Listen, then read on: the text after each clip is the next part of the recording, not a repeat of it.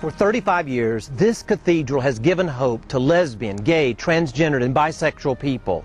In that time, this church has grown from 12 initial members to a national presence of over 4,000 congregants. Every day, God shows us the beauty and grace of transformation. So how does God transform something like this into this? God takes the ordinary and makes it extraordinary through our faith, prayers, sacrifice, and love. This church is a testament to the power of God's inclusive love.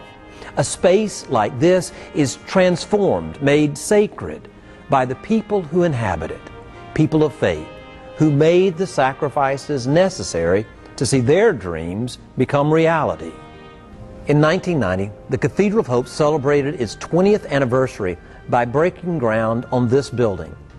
That congregation took up their mission on faith.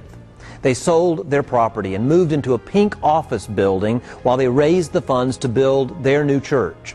It wasn't an easy task. They were rejected by banks, architects, construction companies, and fundraisers because of who they were. They had to wade through miles of red tape and get millions of dollars worth of liens on this property forgiven. But through it all, they held true to the calling they had received, to become a beacon of hope, peace, and justice for all people who had been rejected by mainline denominations. That congregation of pink people sacrificed for almost 3 years by working to clear the land and giving beyond their resources to help build a cathedral of hope. As people of faith, they came to this site every week to walk the property and pray. By the power of their love, they sanctified this place as holy ground. As the building began to rise out of the field, they continued to work and pray that God's presence and love would inhabit this space. This cathedral stands today as living proof of the miracle of transformation God is working in our world. In this sacred space, over 1 million people have worshiped, and millions more have witnessed God's love via television and the internet. Ordinary people came into this sanctuary made of steel and stone and were transformed by encountering the extravagant grace and relentless love of the living God.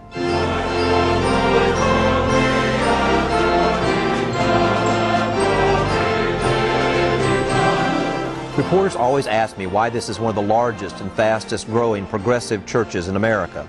I think it's because we've managed to balance the values of the liberal church with the passion of the fundamentalist church.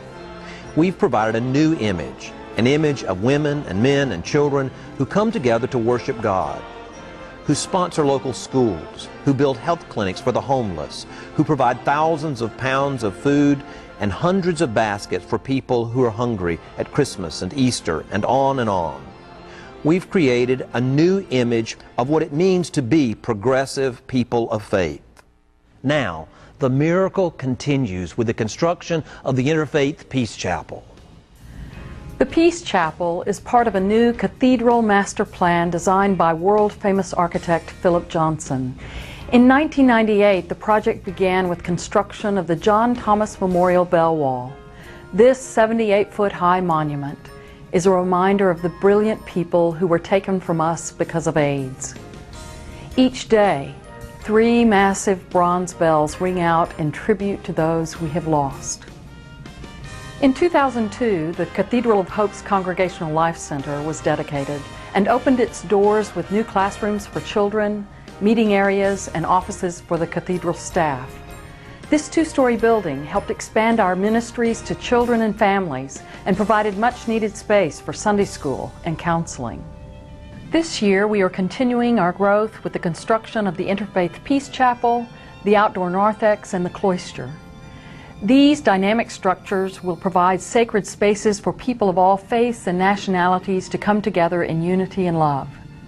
No matter what the headlines or conflicts on the outside, within these walls and on this holy ground, everyone will find a comforting sanctuary and a spiritual refuge. Well, this is the finest job I've ever had in my life, in the first place. I have waited all my life to design a church. And this is a big civic statement, a big urban statement, a big emotional statement for all of us. This will be the thing that I intend to be memorialized by which. Philip Johnson passed away in 2005 at the age of 99, leaving this final project as his legacy. Little did he know that terrorism and war would create an atmosphere of distrust, fear, and hatred among people of different faiths. When he designed the Peace Chapel, he could not have imagined the importance of this building in our time. We invite you to join us on this incredible journey of faith. Through our prayers, sacrifice, and love, we can build a house of prayer for all people. It is up to all of us to help create a legacy of peace and justice. We are being called to build a sacred place for all people and to offer God's extravagant grace and relentless love to a world still in pain, now more than ever. When I think about the Peace Chapel, and as much as I love Dallas and I've lived here my whole life, so much of Dallas is, or all around Dallas, are tributes to money and materialism and commercialism, and to build a place that is a symbol for peace, that the building of itself is our prayers for peace, is so important to me. We're not in very peaceful times right now, and to me, it's going to be a very tangible symbol of how people with differing ideas based on religion, politically, or anything can get together and build something beautiful that's dedicated to peace.